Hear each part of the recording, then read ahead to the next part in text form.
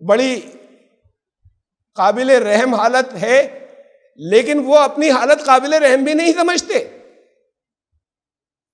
نظروں کے سامنے جو چیزیں نوشتے دیوار کہتے ہیں، رائٹنگز آن دی وال، وہ بھی نہیں پڑھ پا رہے ہیں کہ کیا ہونے جا رہا ہے۔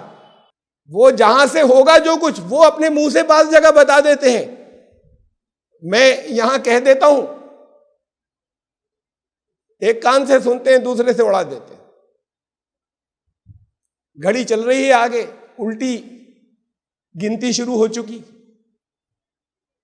تو آخری وقت کی جیسے میں نے کہا توبہ بھی قبول نہیں ہوگی۔ اب تو کچھ اور ہی لوگ آئیں گے جو کریں گے، یہ تو گئے۔ جو پہلے سے جن کو احساس تھا، خیال تھا، وہ شاید سمجھ جائیں، اور ان کو شاید نقصانات نہیں ہو، شاید کیا نہیں ہوں گے، بشرطے کہ سنبھلے ہوئے ہوں، جو پہلے سے اس شروعات سے پہلے کچھ سنبھل چکے تھے۔ Subscribe the channel and press the bell icon to never miss a video. الحمدللہ الحمدللہ الذی لہ حمدا کثیرا کما امر، واشہد ان لا الہ الا اللہ وحدہ لا شریک لہ، واشہد ان سیدنا و نبینا و مولانا محمدا عبدہ و رسولہ۔ برادران کرام، رمضان شریف کا مہینہ گزر گیا۔ رمضان آتے ہیں ایک بہت اسپیشل، ایک بہت مخصوص ٹریننگ کے لیے۔ یہ الگ الگ مناسک، نماز، زکوٰۃ، روزہ اور حج، یہ سب ٹریننگ پروگرامز ہیں۔ یہ وہ پلرز اور ستون ہیں جن کے اوپر دین کی عمارت تعمیر ہوتی ہے۔ ان میں سے ایک بھی کمزور رہ جائے تو پھر وہ عمارت کمزور ہے، اور ایک بھی ڈھہنے لگے تو عمارت ڈھہ جاتی ہے۔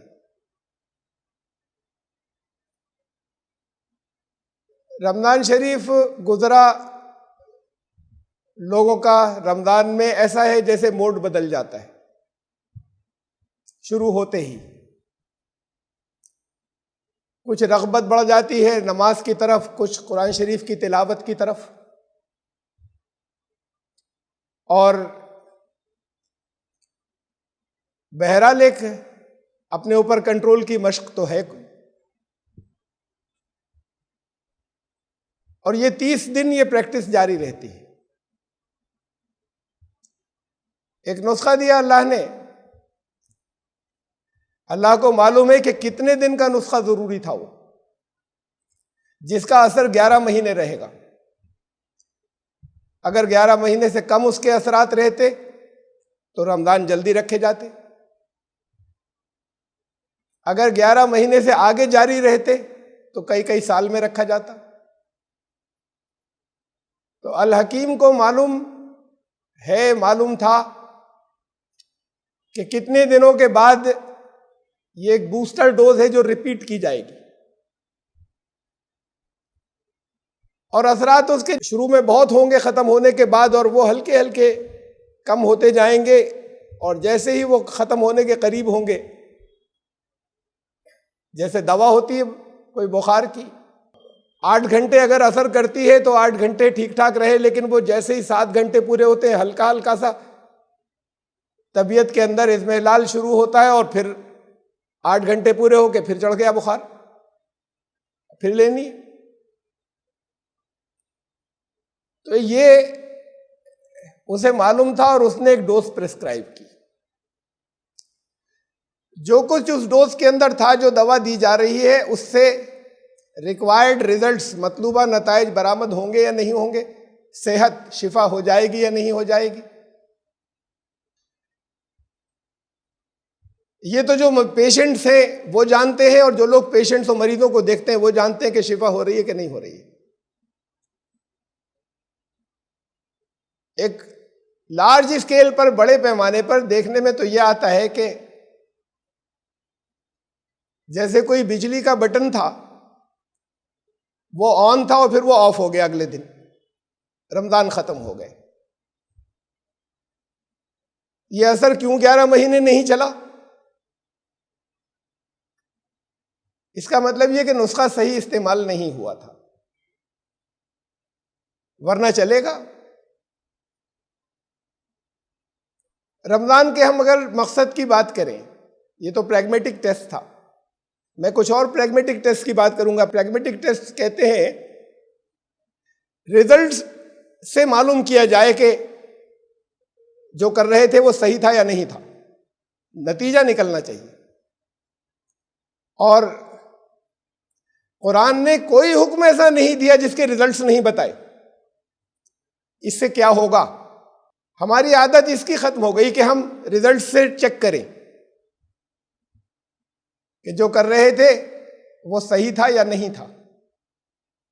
رزلٹ سے مطلب نہیں، چاہے جیسے کر رہے تھے وہ ہمیں کرتے چلے جانا ہے، جو کچھ بتایا گیا ہے ہم جیسے بھی کر رہے تھے۔ رزلٹ سے یہ معلوم ہوگا کہ صحیح تھا یا نہیں تھا، تو پھر کچھ کریکشنز بھی ہوں گے۔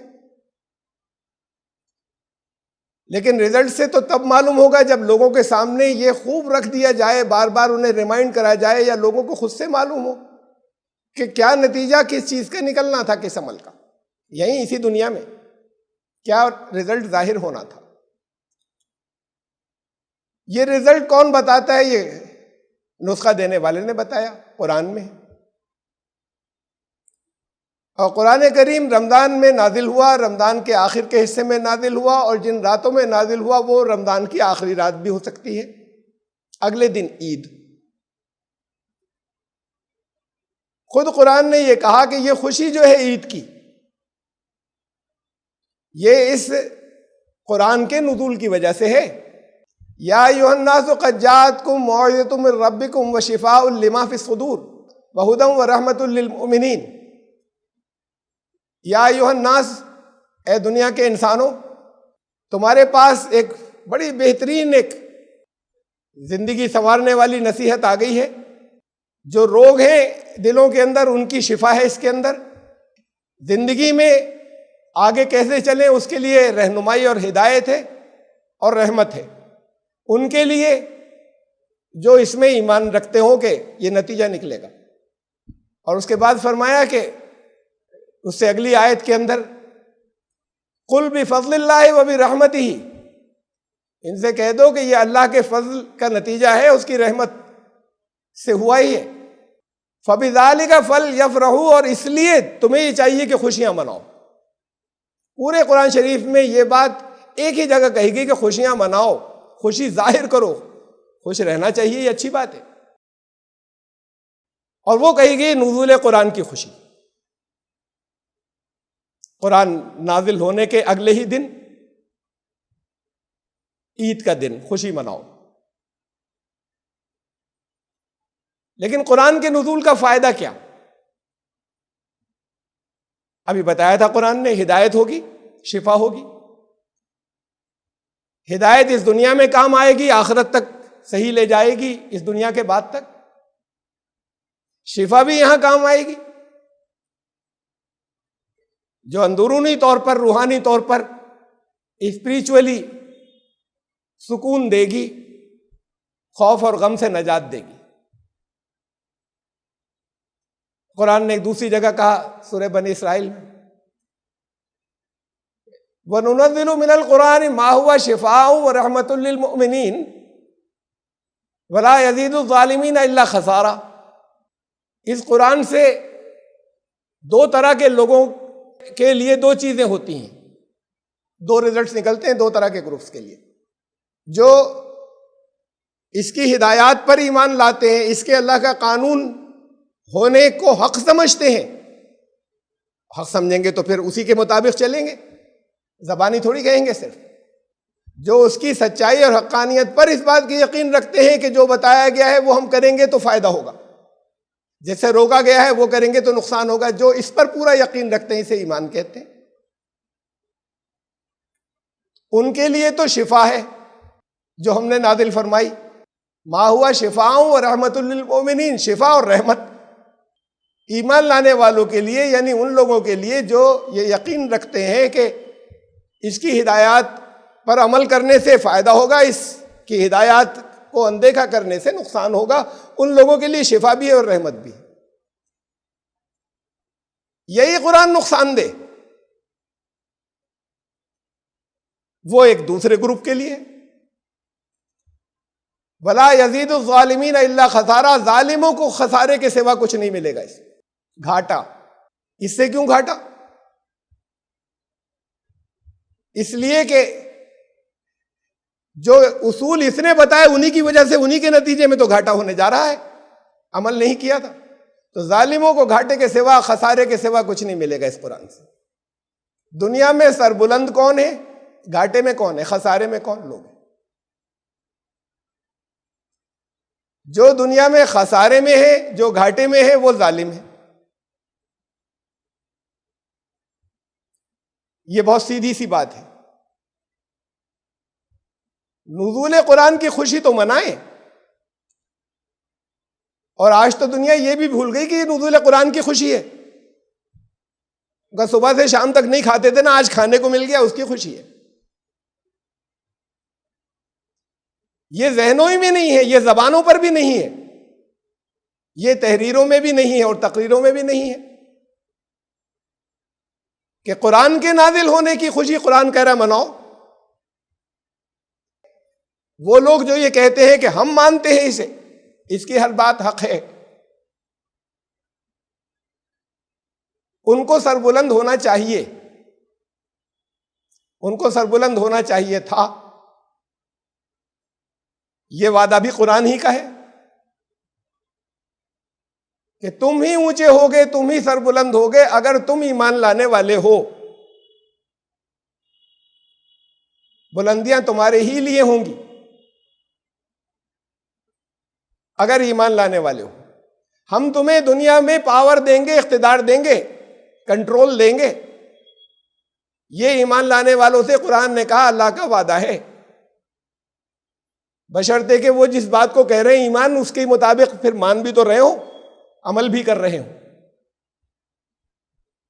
انتم الاعلون ان کنتم مومنین، تم اگر سچ مچ ایمان والے ہو تم سب سے اوپر ہوگے. وعد اللہ الذین آمنوا منکم وعملوا الصالحات لیستخلفنہم فی الارض. اللہ کا وعدہ ہے ان لوگوں سے جو ایمان کے مطابق عمل کریں گے، جسے کہہ رہے ہیں ہم مانتے ہیں اس کے مطابق عمل کریں گے. ہم ان کو زمین پر پاور دیں گے، ان کو دوسروں کو ان سے نیچے رکھیں گے. پریگمیٹک ٹیسٹ ہے، ریزلٹ اورینٹڈ. اسے دیکھ لیں کتنے دنیا میں ایمان لانے والے ہیں. کیا یہ قرآن مسلمانوں کی اکانومک معاشی حالت بہتر کر سکا؟ کیا یہ قرآن وہ لوگ جو اپنے آپ کو مسلمان کہتے ہیں ان کو دوسروں کے اوپر حاوی اور اقتدار دے سکا، حاوی کر سکا، پولیٹیکلی ان کو اونچا کر سکا؟ کائنات کو مسخر کرنے کو قرآن نے کہا تھا. کیا اس قرآن کی بدولت دنیا میں جو مسلمان اپنے آپ کو کہتے ہیں کائنات کو مسخر کر سکے؟ کبھی کیا تھا تو یہ سب سے اوپر بھی تھے. بڑے بڑے سائنٹسٹ دیے، بہت بڑے بڑے سائنٹسٹ دیے مسلم ورلڈ نے، جسے دنیا بھول بھی گئی، اب نام نہیں لیتی. کئی صدیوں تک تو ان کا نام بالکل غائب ہو گیا تھا. اب ویسٹرن ورلڈ میں بھی نام آنے لگا کہ یہیں سے آئی تھی اصل میں چیزیں. وہ زمانہ تھا جب الرازی تھے، وہ زمانہ تھا جب ابن سینا تھے، وہ زمانہ تھا جب ابن رشد تھے، وہ زمانہ تھا جب جابر بن حیان تھے، وہ زمانہ تھا جب ابن خوارزمی تھے. دنیا کے سارے ٹاپ کے سائنٹسٹ سب مسلم ورلڈ کے تھے. دین بھی تھا اور دنیا بھی تھی.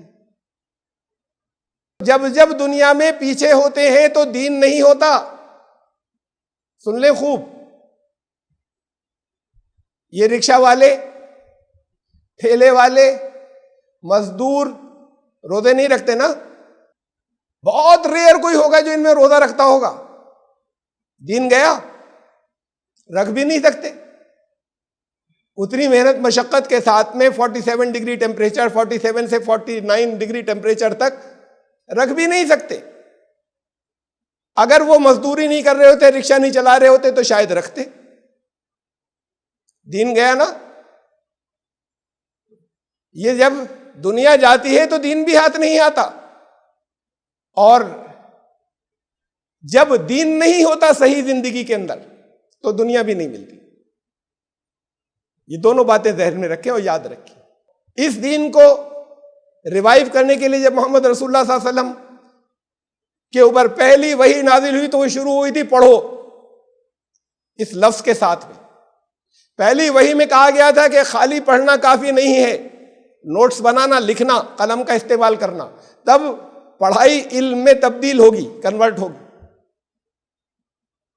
ریولوشن تھا ایک ان کے اوپر، جو نبی امی ہیں ان کے اوپر یہ وحی آئی، اور اس کا نتیجہ یہ ہوا کہ 300 سال کے اندر ایجوکیشن کہیں تھی اگر دنیا کے اندر تو صرف مسلم ورلڈ میں تھی۔ صرف جو بڑے بڑے سینٹر تھے نالج کے، علم کے، وہ قاہرہ تھا، وہ قرطبہ تھا، یہ بڑے بڑے سینٹر جو تھے علم کے، ان کے اندر خراسان تھا۔ یہ کہاں چلا گیا؟ آج دنیا کے اندر، پوری دنیا میں ہائر ایجوکیشن میں داخل ہونے والوں کی تعداد پوری دنیا میں مسلمان 8% ہے، اور دنیا میں مسلمانوں کی تعداد تقریباً 25% ہے۔ 8% ہائر ایجوکیشن تک پہنچتے ہیں، 8%۔ اس سے آگے اور ریسرچ تک کتنے پہنچتے ہیں وہ تو بالکل ہی غائب ہو جاتے ہیں، اس لیے کہ 1% سے کم سائنٹسٹ ہیں پوری دنیا کے۔ ایجوکیشن کی نہیں اہمیت ہونے کی بات ہے نا۔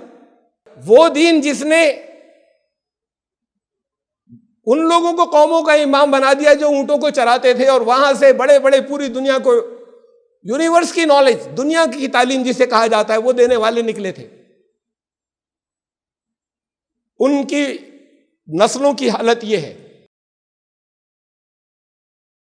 5.6 ایوریج ایئرس، یعنی 5.5 سال اوسطاً پوری دنیا کے مسلمان جو ہیں اوسطاً 5.5 سال پڑھتے ہیں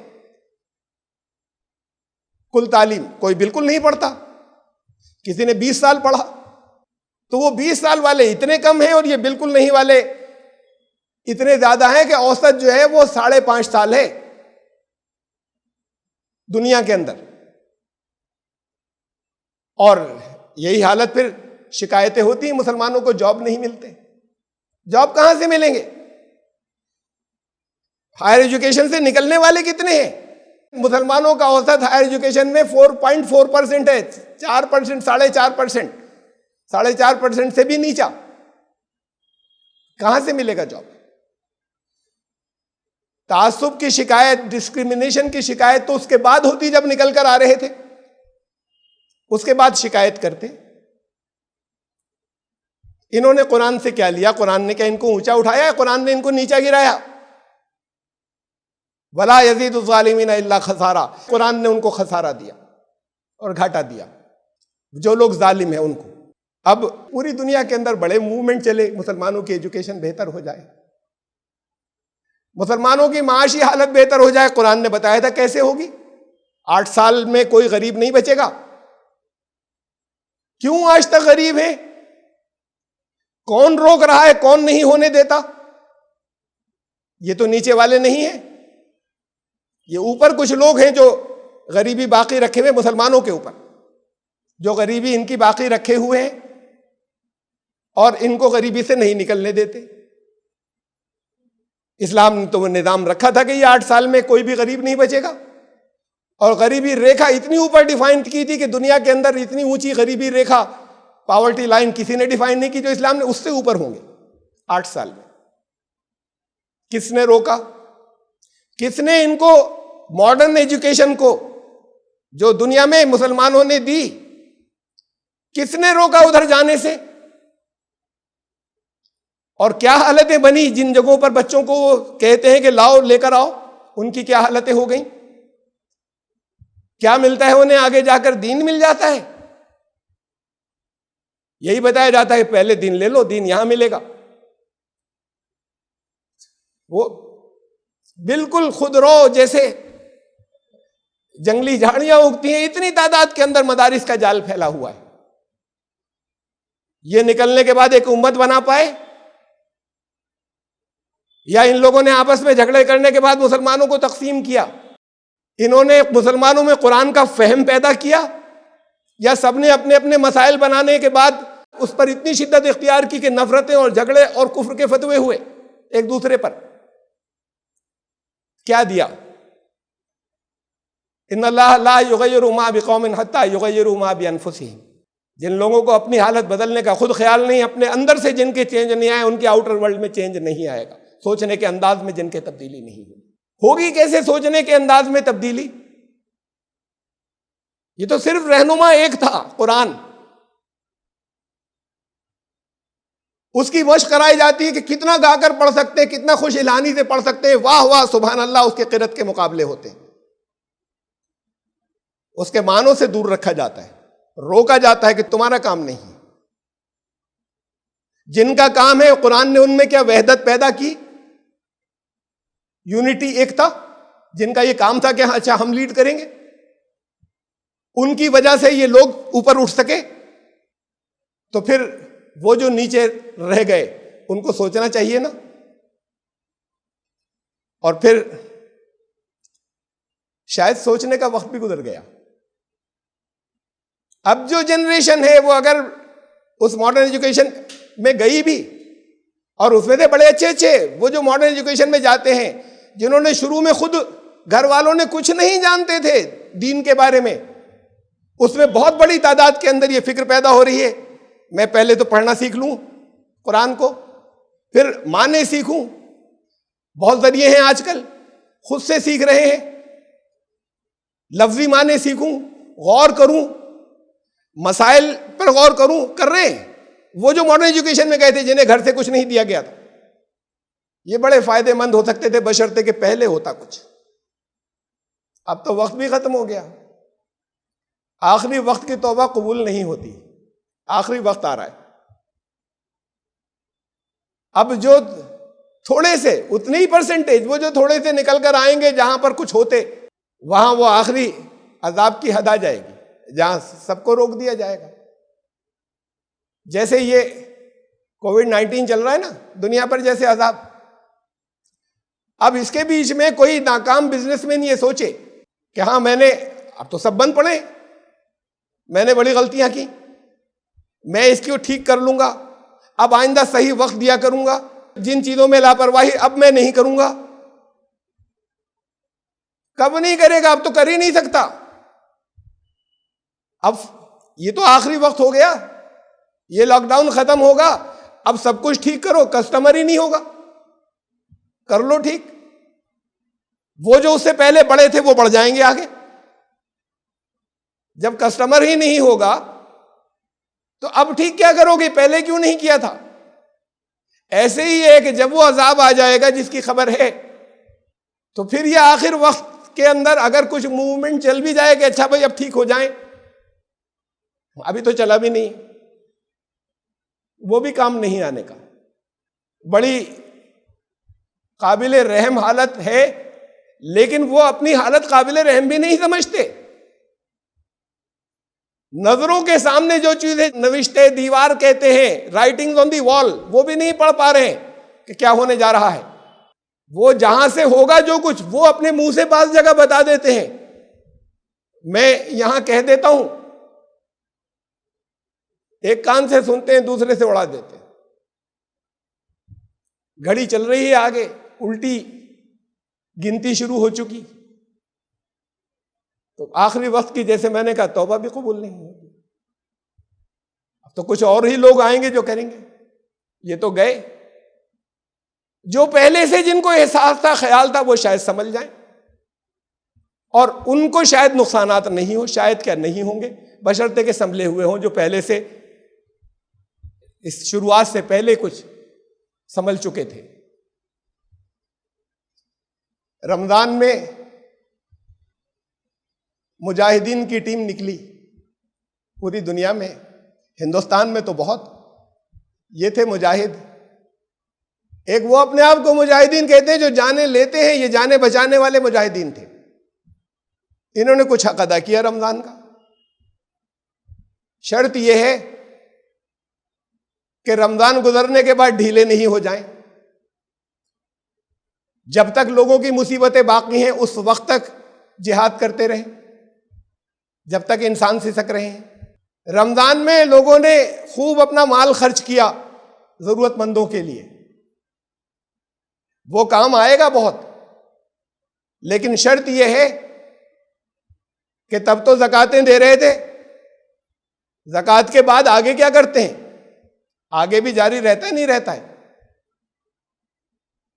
رمضان میں اس وقت کم از کم ان حالات کے اندر یہ جو دنیا میں لاک ڈاؤن ہے، اس میں لوگ قرآن سے کچھ زیادہ جڑے، لوگوں کی کچھ نمازیں بہتر ہوئیں۔ نمازیں بہتر ہونے کا ایڈوانٹیج تو تب ہے، رزلٹ سے معلوم ہوگا، ایسا نہیں کہ بڑا مزہ آ رہا تھا ہمیں، ایسا مزہ نہیں آیا، پھر رزلٹ سے معلوم ہوگا۔ اگر اللہ ساتھ ہو گیا ہے تو اس کے بعد جس میدان میں اللہ نے نکلنے کو کہا اس میں نکلیں گے، چاہے ابھی تک نہیں نکلے تھے۔ اسلام عملی زندگی میں لاتا ہے، اللہ کا ساتھ عملی زندگی میں لاتا ہے، روحانیت کی طرف نہیں لے جاتا، سنیاس کی طرف نہیں لے جاتا کہ اور مزہ آنے لگا اور کونے میں بیٹھ جائیں گے۔ رمضان میں لوگوں کا قرآن اس مرتبہ پہلے سے بہتر ہوا، بہت بڑی تعداد کا، جنہوں نے صرف رٹا نہیں مارا یا جنہوں نے صرف عربی کے اندر ورد نہیں کیا۔ اس مرتبہ اطلاع ملی کہ بڑی تعداد میں ایسے لوگ تھے جنہوں نے عربی سیکھنے کی کوشش کی، جنہیں کچھ آتی ہے انہوں نے سمجھنے کی کوشش کی، شاید اتنی تعداد میں پہلے کبھی نہیں کی تھی کوشش۔ گھروں پر وقت مل گیا تھا نا، اور بڑا اچھا استعمال ہو گیا اس کا، لیکن اس کو سمجھنے کے بعد وہ جس طرف لے کر جا رہا ہے ادھر چلیں گے یا نہیں چلیں گے؟ ایمان تو تب ہوا، ورنہ نسخے کو صحیح سمجھ لیا اور نسخے کو آپ دہراتے رہے اور دوسروں کو دعویٰ کرتے رہے کہ ہم نے ہی صحیح سمجھا ہے، استعمال کیا نہیں، شفا کیا ہوگی؟ تو بہرحال یہ بھی گروپ ہیں جہاں پر امیدیں ہیں کہ یہ آگے بھی کچھ کریں گے، بشرطے کہ اس رمضان کو گزار کر بیٹھ نہ جائیں۔ رمضان ختم ہوا، عید آ گئی۔ عید کی نماز کے ساتھ وہی مسئلہ ہوا جو اس لاک ڈاؤن کے دنوں میں جمعے کے ساتھ ہو رہا تھا، کہ لوگ نکل کر مسجد میں بڑی تعداد میں کہیں اکٹھے نہ ہوں۔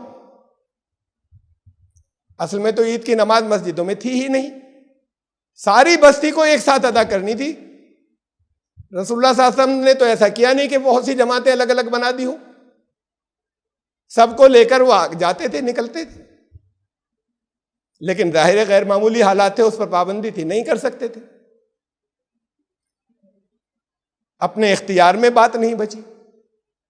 تو پھر وہ قانون نے چاہے گھس کر ایک آدھ جگہ سختی کی ہو، جب اتنی طرف ہو رہی تو وہ کچھ نہیں کر سکے، 200 250 کی بہت بڑی بڑی جماعتیں ہوئی، بہت بڑی ہوئی، 300 لوگوں کی جماعت ہو گئی۔ لوگوں نے اپنے گھر پہ بھی ادا کی، خطبہ بھی ہوا، گھر پر ہوئی، 20 لوگ تھے۔ گھر پر عید کی نماز نہیں ہوتی، مسجد میں عید کی نماز نہیں ہوتی، غیر معمولی حالات میں ظاہر ہے کہ اور کوئی راستہ نہیں ہے تو کریں گے، یہ عام حالات نہیں ہیں۔ لیکن وہ مسجد کے حکم میں ہی وہ جگہ نہیں رہتی جہاں لوگوں کا داخلہ منع ہو جائے، کسی لمٹ کے بعد دروازے کھلے نہ ہو کہ ہر ایک آ سکے، وہ مسجد ہی نہیں، چاہے مسجد کے نام پر تعمیر ہوئی تھی، وہ چاہے کوئی پرائیویٹ جگہ ہو، کسی کا گھر، چاہے وہ ہے جو مسجد کہلاتی ہے۔ اس سے آگے کسی کی کوئی حل سمجھ میں نہیں آیا، کچھ کر بھی نہیں سکتے تھے، لوگوں نے کر لیا جیسا جس کی سمجھ میں آیا کر لیا۔ بہت بڑی تعداد کے اندر نماز ہوئی، نمازی ہوئے تو وہ 250 300 ہو گئے، اتنے لوگوں نے ایک ساتھ نماز پڑھی، عید کی نماز۔ ایک نماز میں نے بھی پڑھائی تھی، اس میں 5 سے 10,000 کے بیچ میں لوگ تھے، ہم صحیح نہیں کہہ سکتے، شاید 7,000۔ دھمکیاں آ رہی ہیں، ان کا تمہاری نماز نہیں ہوئی، اور لوگوں کو بھی ورغلا دیا، ایسے نہیں ہوتی نماز۔ 20 لوگوں کی تو ہوتی، یہ 7,000 کی نہیں ہوئی. غیر معمولی حالات کا ایک حل وہ تھا، ایک حل یہ ہے. ابھی یہ بیچارے، یہ بھی اس کی بات ہے کہ دنیا کو نہیں جاننے کی، دنیا کے اندر جو ایجادات ہو رہی ہیں، جو تحقیقات ہو رہی ہیں، اس کی حقیقتیں نہیں جانتے. یہ جغرافیکل ایڈریس اور الیکٹرانک ایڈریس کا فرق نہیں جانتے. اسے جغرافیکل پلیس سمجھ رہے ہیں جہاں نماز ہوئی اور جہاں جنہوں نے پڑھی. الیکٹرانک ایڈریس کچھ اور ہوتا ہے. آپ نے ای میل بھیجی، قریب میں رہتا ہے، گھر کے برابر میں، جانتے نہیں، اس کو بھیجی تھی، نہیں جانتے، اس کے بارے میں بہت کچھ جانتے ہیں، یہ نہیں جانتے کہ برابر میں رہتا ہے. جغرافیکل ایڈریس نہیں جانتے، abcd@gmail.com، وہ پہنچ گئی اس کو برابر والے کو، یہاں سے یو ایس اے گئی، وہاں سے اگلے سیکنڈ ادھر آ گئی. یہ اس کا الیکٹرانک ایڈریس تھا. اس الیکٹرانک ایڈریس سے اس کے گھر کے بارے میں بہت کچھ معلوم کر سکتے ہیں، اسے روز دن میں کئی بار مل سکتے ہیں. یہ ایڈریس بدل گئے، الیکٹرانک ایڈریس کی دنیا ہو گئی، جغرافیکل ایڈریس ختم ہو گئے. تو یہ جو نماز ہوئی، اس کے اندر جغرافیکل ایڈریس نہیں تھے لوگوں کے. یہ سمجھ میں نہیں آئے گی ابھی. ان کی سمجھ میں یہ کیسے آ جائے گی جنہیں 50 سال لگے تھے لاؤڈ اسپیکر کو تسلیم کرنے میں نماز میں؟ ان کی سمجھ میں آئے گی کیسے؟ شاید 50 سال بعد آ جائے. 50 سال ان کے پاس وقت نہیں ہے، وقت بچا نہیں ہے. 2 مصلحتیں ہوتی ہیں عید کی نماز کی. مقصد کی بات نہیں کر رہا، مصلحت کی بات کر رہا ہوں، جو علماء بیان فرماتے ہیں. اسلام کی شان و شوکت کا مظاہرہ، لوگ سب گھر سے نکل رہے ہیں، بستی کے ایک جگہ جا رہے ہیں. نہیں ممکن تھا. اپنے گھر میں 20 جن لوگوں نے نماز پڑھ لی، وہ اسلام کی شان و شوکت کا مظاہرہ نہیں ہوا، چوری سے پڑھی سب جگہ، چپکے سے چھپ کر. ایک تو یہ تھی، اب مجبوری تھی، نہیں ہو سکا. اور دوسرا اجتماعیت. اسلام اجتماعیت کا دین ہے. گھر میں بھی خدا ہے، مسجد میں بلایا، سب یہاں آؤ. روز مسجد میں نہیں، ہفتے میں ایک دفعہ سب سے بڑی مسجد میں آؤ، سارے لوگ وہاں آؤ. سال میں ایک مرتبہ ساری بستی کے لوگ ایک جگہ اکٹھے ہو، ان کو وہاں کچھ تعلیمات دی جائیں گی، کچھ خطبہ دیا جائے گا، جو اس موقع سے متعلق ہوگا، وہ ہر سال کا رٹا ہوا ایک نہیں ہوگا، اس وقت کے حالات سے متعلق ہوگا. اور زندگی میں ایک مرتبہ وہاں بلایا جہاں ساری دنیا سے لوگ آئیں گے. یہ اجتماعیت ہے جو بڑھتی جا رہی ہے. یہ اجتماعیت نہیں ہوئی تو جماعت کا مقصد ختم. یہاں ممکن نہیں تھی، 200-250 لوگوں سے زیادہ کی پوری بستی کی نہیں ممکن تھی. آن لائن نماز میں ممکن 7,000 لوگ ایک ساتھ اکٹھے ہوئے. اگر اطلاعات لوگوں کو صحیح پہنچ جاتی ہیں، ظاہر غور کر رہے تھے، فیصلہ بہت بعد میں کیا، تو 20,000 25,000 50,000 لوگ ہوتے اس میں. اور میں اگر ان کی سمجھ میں آ جاتا، جو کہ ابھی نہیں آئے گا، تو 5 کروڑ بھی ہو سکتے تھے، 10 کروڑ لوگ بھی ہو سکتے تھے ایک امام کے پیچھے، ایک ہی ملک میں. تہلکہ مچ جاتا، شان و شوکت کا مظاہرہ ہوتا. اور اجتماعیت بھی زبردست ہوتی، ہر بستی کی الگ نہیں، سب کی، پورے ملک کی. 10 کروڑ بھی ہو سکتے تھے، 10 کروڑ لوگوں کی ایک جماعت. تو نہیں ہوگی یہاں پر. جب سمجھ میں آ جائے گا تب بھی نہیں ہوگی. سمجھ میں ایک تو آئے گا نہیں ابھی، تب بھی نہیں ہوگی. یہ چھوٹے چھوٹے ٹکڑوں کی امامت جو ختم ہو جائے گی، یہ کیسے ہونے دیں گے؟ کسی ایک کے پیچھے اکٹھے کیسے ہو جائیں گے؟ اگر سمجھ میں آ گیا تب بھی نہیں ہوگی. یہ تو حالت ہے. کہہ سکتے ہیں کہ صاحب آپ کہہ رہے ہیں کہ جغرافیکل ایڈریس نہیں ہے، یہ جغرافیائی ایڈریس. نماز تو جغرافیکل ایڈریس ہوتا ہے، جہاں آپ کھڑے ہو کر نماز پڑھ رہے ہیں، اکیلے بھی پڑھ رہے ہیں تو کوئی جگہ ہے نا، وہ جغرافیائی. آن لائن تو وہ جا رہا ہے، پڑھ تو آپ جغرافیکلی رہے ہیں، جغرافیائی طور پر کسی ایک جگہ. یہ بھی کیسے سمجھ میں آئے گا؟ جنہوں نے لوگوں کو نماز کی حقیقت بھلا دی. بندہ ہوتا فزیکلی کسی ایک جگہ ہوتا ہے، مادی طور پر اپنے جسم سے. اب بھی تھے، کوئی اپنے گھر پر تھا، کوئی اور اپنے گھر پر تھا، کسی گھر پہ 20 لوگ تھے، کسی پہ 10 تھے، کسی پہ 5 تھے، کہیں 2 تھے. اب بھی تھے جغرافیکل پریزنس. لیکن نماز کے بیچ میں اگر آپ اسی جگہ موجود ہیں مینٹلی بھی تو نماز ہی نہیں تھی. اگر ذہنی طور پر بھی وہیں پر تھے تو ذہنی طور پر تو یہاں سے اٹھ چکے ہیں. میں عام دنوں کی نماز کی بات کر رہا ہوں، میں ہر نماز کی بات کر رہا ہوں. نماز تو تبھی ہے جب یہاں سے کٹ چکے ہوں، ہر جغرافی اور بھوگول سے کٹ چکے ہوں. کس سے جڑے ہوں؟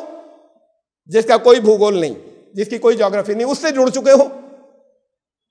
تو نماز تو ہر ایک کی انڈیویجول بھی، انفرادی بھی، ویکتیگت بھی، اگر وہ مینٹلی ذہنی طور پر اگر یہاں کی تھی تو پھر نماز ہی نہیں تھی.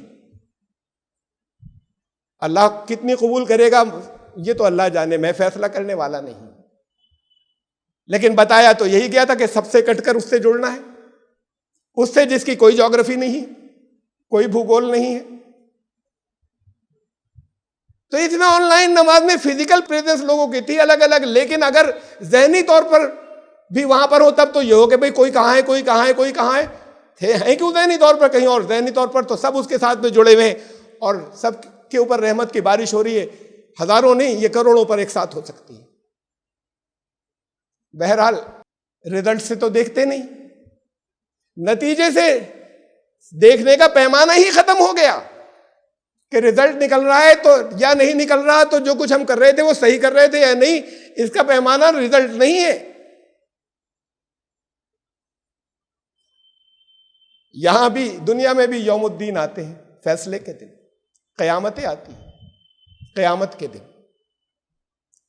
آنے والی ہے قیامت جلدی. ابھی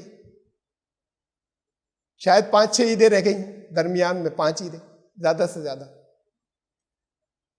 اتنے دن اور یہ جھگڑے کر لیں، اتنے دن اور دھمکیاں دے دیں، اتنے دن اور فتوے ایک دوسرے پر لگا لیں، اور پھر ایک فیصلے کا دن آ رہا ہے یہاں پر. اصل فیصلے کا دن تو پھر اس دنیا سے جانے کے بعد آئے گا. یہ آپس میں بھی تو متفق نہیں ہے، کسی ایک کو کہے ایسے نہیں ہو سکتی. یہ سارے اختلافات کے نماز میں اللہ سے جڑنا ہے یا فزیکلی یہیں موجود رہنا ہے مادی طور پر، ان اختلافات کا ہو جائے گا فیصلہ. الی اللہ مرجعکم، تمہاری سب کی واپسی اللہ کی طرف ہے.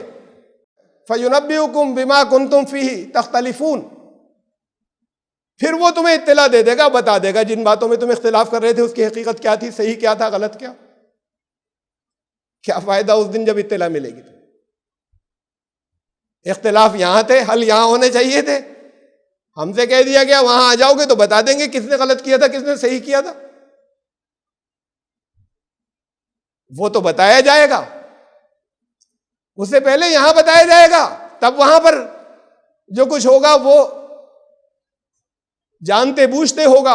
وہاں تو صرف رزلٹ رکھ دیا جائے گا، وہ رزلٹ لوگ اپنے اپنے جانتے ہوں گے، اپنے اپنے نامہ عمل بھی جانتے ہوں گے. وہاں تو صرف اطلاع ہوگی کہ یہ تم یہ کر رہے تھے نا. بلکہ ایک جگہ تو فرمایا کہ اپنے حساب کے لیے ہر ایک خود کافی ہوگا، ضرورت نہیں حساب، اس لیے کہ ساتھ میں ہے موجود سب کچھ، ریکارڈ سارا موجود ہے، وہ پلے بیک ہو رہا ہے.